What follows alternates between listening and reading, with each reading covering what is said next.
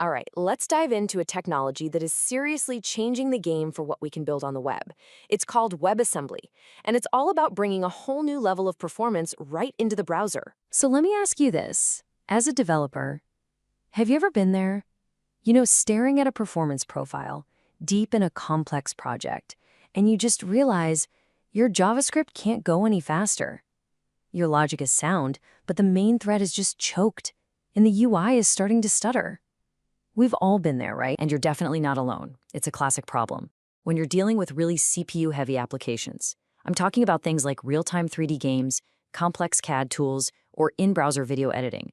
JavaScript, with its single thread and dynamic nature, well, it starts to become a real bottleneck. There's a reason those kinds of apps have always been native. They demand raw power, right down to the metal. And this is exactly the problem that WebAssembly, or Wasm for short, was built to solve.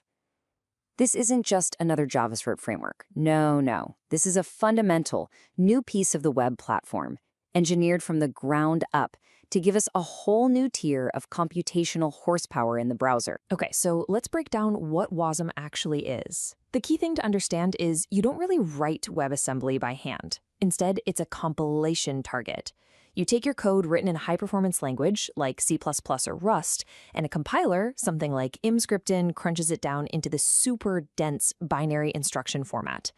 Because it's a pre-compiled binary, the browser can decode and run it way faster than it can parse and interpret JavaScript. The result? You get speeds that are getting incredibly close to native code. These four things are really the pillars of what makes Wasm so powerful. First, it's fast, obviously. That comes from its efficient binary format. Second, and this is absolutely crucial, it's secure. Just like JavaScript, it runs inside a very strict sandbox. It can't just go and access your file system. It has to be explicitly given permission through JavaScript. It's also incredibly portable. You compile one .wasm file and it just works everywhere on all the modern browsers.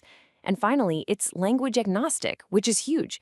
It means you can bring your favorite high-performance language and its entire ecosystem to the web. So what does the actual development process look like?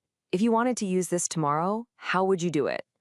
Well, at a high level, it's actually pretty straightforward. So the workflow goes something like this. You start by writing your heavy lifting code in a language like Rust or C++. Then you run it through a toolchain like Emscripten, which does two things.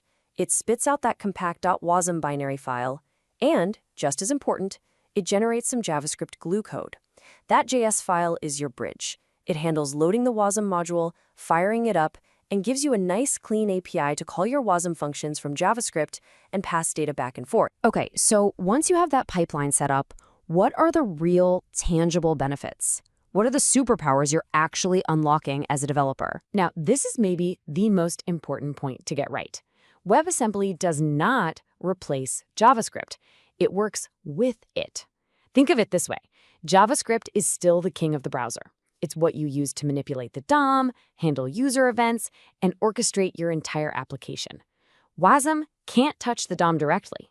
So you use JavaScript as the controller, and you delegate the really intensive work, the physics engine, the image analysis, the heavy math, to a super optimized Wasm module.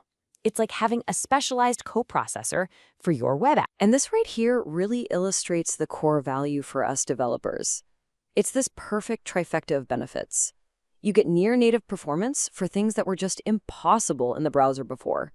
You get a really strong security model right out of the box. And you get this incredible language flexibility, letting you use the best tool for the job, or even better, letting you port massive existing desktop code bases straight to the web. Now, this isn't just theory, right? This is happening right now. WebAssembly is already the secret sauce behind some of the most impressive web apps you've probably ever used. Let's look at a few big ones. If you've ever used Figma, you've used WebAssembly. You know that incredibly fast, fluid feeling on the canvas? When you're moving around complex vector shapes and it just works? That's because their core rendering engine is written in C++ and compiled to Wasm. It's what gives it that desktop app feel right in a browser tab. And here's another massive one. Autodesk, with its legendary AutoCAD software, was able to take huge parts of its decades-old C++ codebase and compile it directly to WebAssembly. Think about that. Instead of a complete multi-year rewrite, they could reuse that enormous asset and bring a powerful CAD tool to the web. That's a huge win. And of course, we have to talk about gaming. Unity and Unreal Engine, two of the biggest game engines on the planet, both use WebAssembly as a deployment target. This lets developers build these amazing, high-fidelity 3D games and ship them directly in the browser. No download, no install. It's a total game changer for making games accessible to everyone. Okay, so as powerful as Wasm is, it's not a silver bullet for every problem, and it's important to remember that the technology is still growing. So let's get a realistic view of where it is today and where it's headed. So let's be real about the challenges for a second. That boundary between JavaScript and Wasm isn't free. If you're passing tons of complex data back and forth constantly, the overhead can actually eat into your performance gains. Binary size is another thing to watch. You have to be careful with optimization or your .wasm files can get pretty beefy, which hurts your initial load time. And debugging? Well, it's gotten way better, but it can still be a bit tricky compared to just popping open the console for JavaScript. It's a powerful tool, but it requires some discipline. But the future? Wow. The future is incredibly bright.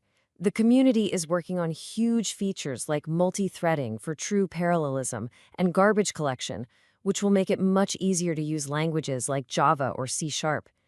But honestly, the biggest thing happening is Wasm's expansion beyond the browser. With runtimes like Wasm Edge, it's becoming this universal, secure, lightweight container for serverless functions and edge computing. This idea of one binary that runs anywhere, from your browser to the cloud, that's seriously powerful. So if there's one thing to take away from all this, it's this. WebAssembly isn't about replacing JavaScript, it's about augmenting your applications with superpowers. It's about giving you access to a level of performance that, until now, was pretty much only possible with native code. It's not just about making websites faster, it's about fundamentally expanding the idea of what a website can even be.